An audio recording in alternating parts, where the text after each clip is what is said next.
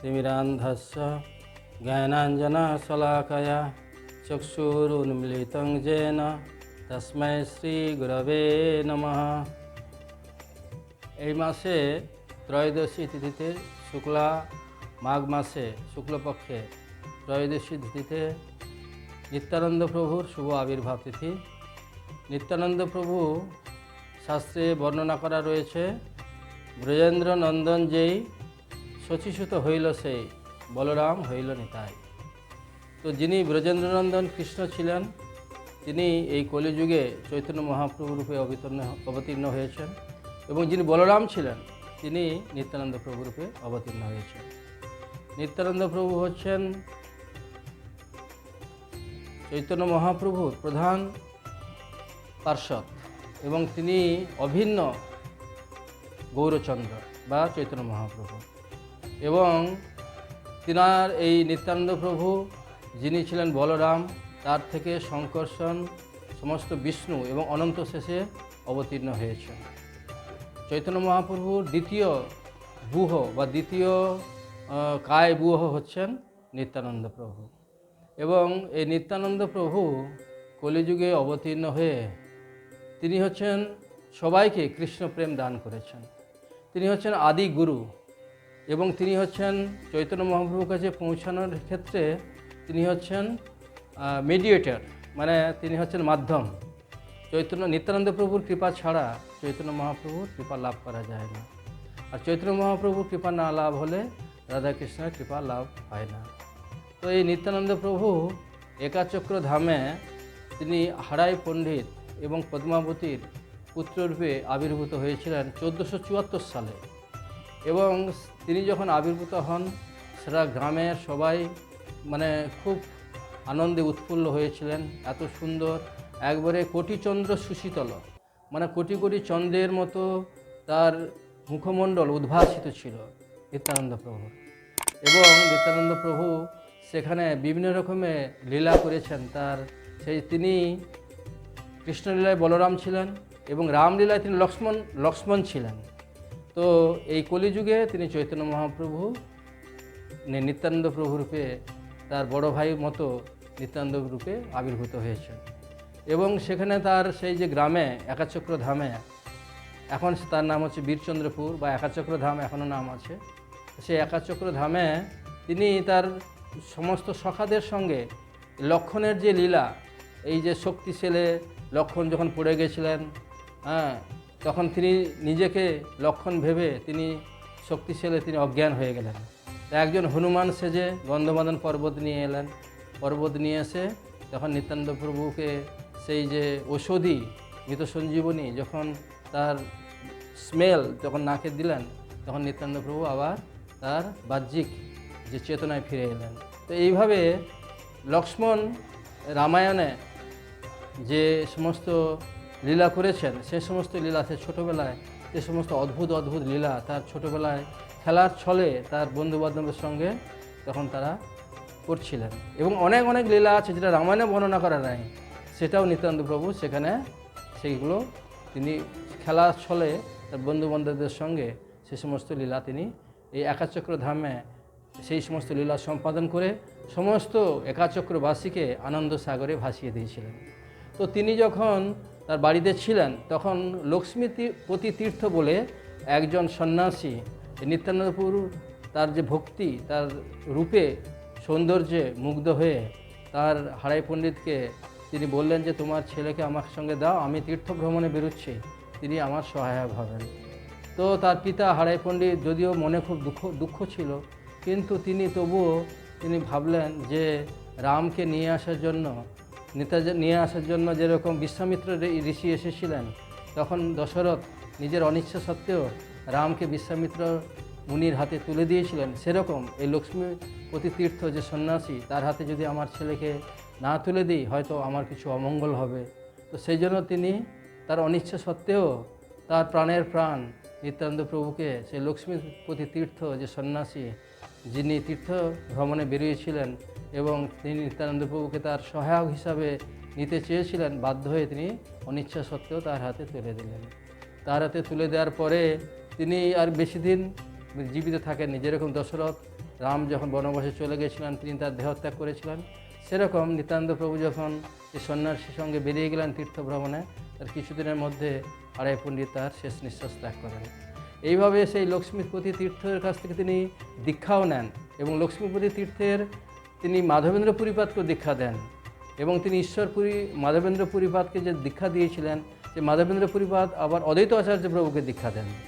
তো সেই জন্য এক অর্থে মাধবেন্দ্র পুরী এবং নিত্যানন্দ প্রভু হচ্ছেন গুরু ভ্রাতা, কিন্তু নিত্যানন্দ প্রভু মাধবেন্দ্র পুরীকে গুরুর মতো সম্মান করতেন।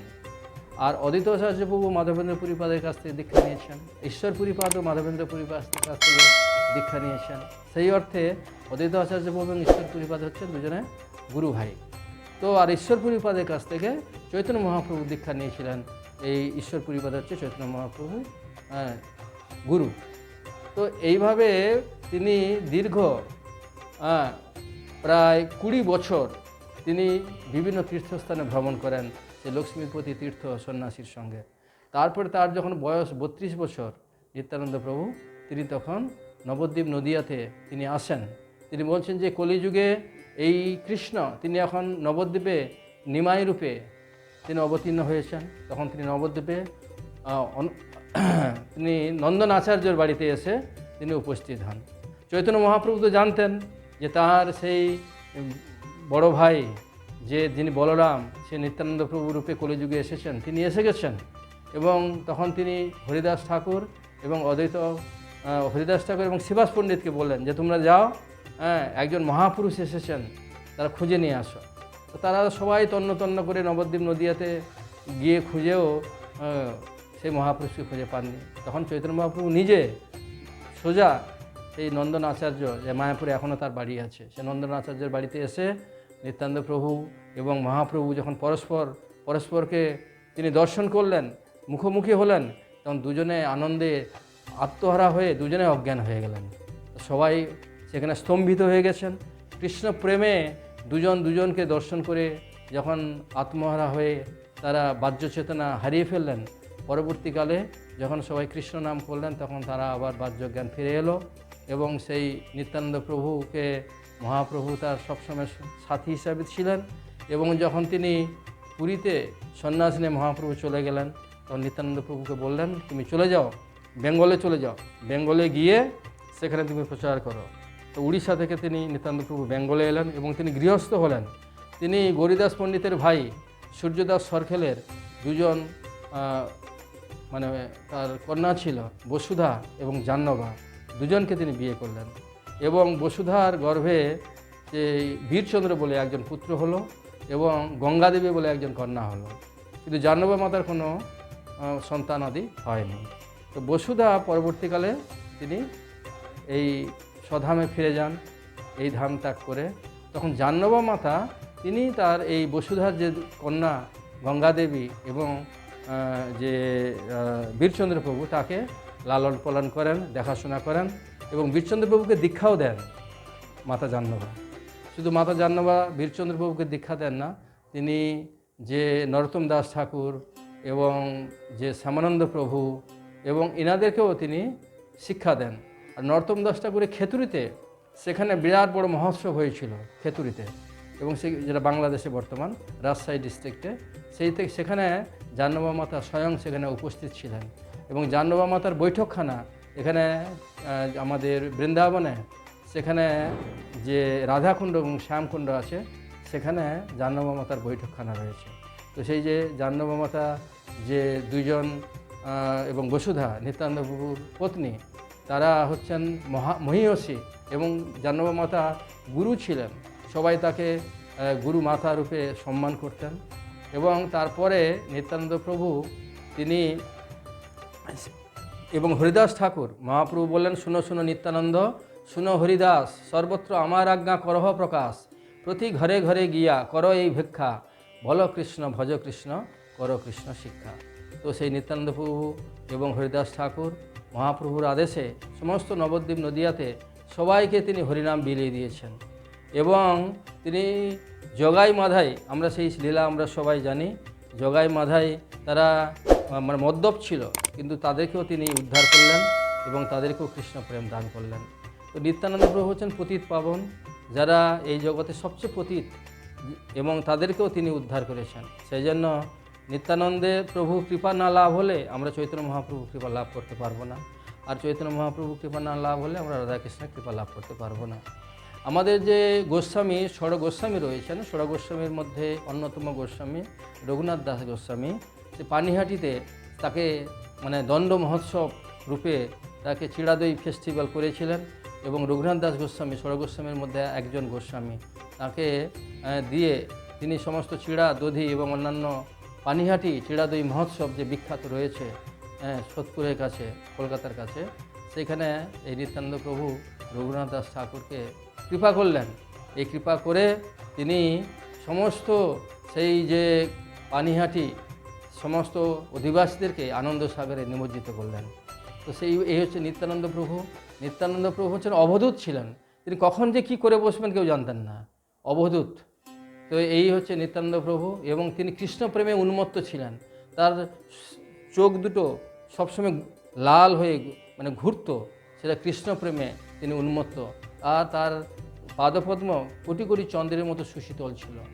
এবং সেই যে নিত্যানন্দ প্রভু, সেই জন্য নিতাইয়ের কৃপা হবে, ব্রজে রাধা কৃষ্ণ পাবে। নিত্যানন্দ প্রভু যদি কৃপা না হয়, তাহলে নিত্যানন্দ প্রভু হচ্ছেন সেই বলরাম, এবং তিনি এই কলিযুগে অবতীর্ণ হয়ে সমস্ত অধঃপতিত জীবকেও তিনি উদ্ধার করলেন।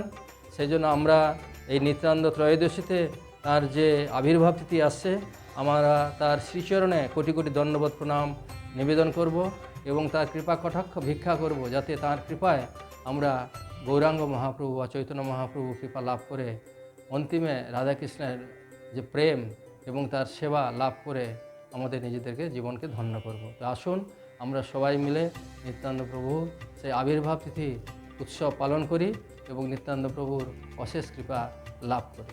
ধন্যবাদ। হরে কৃষ্ণ।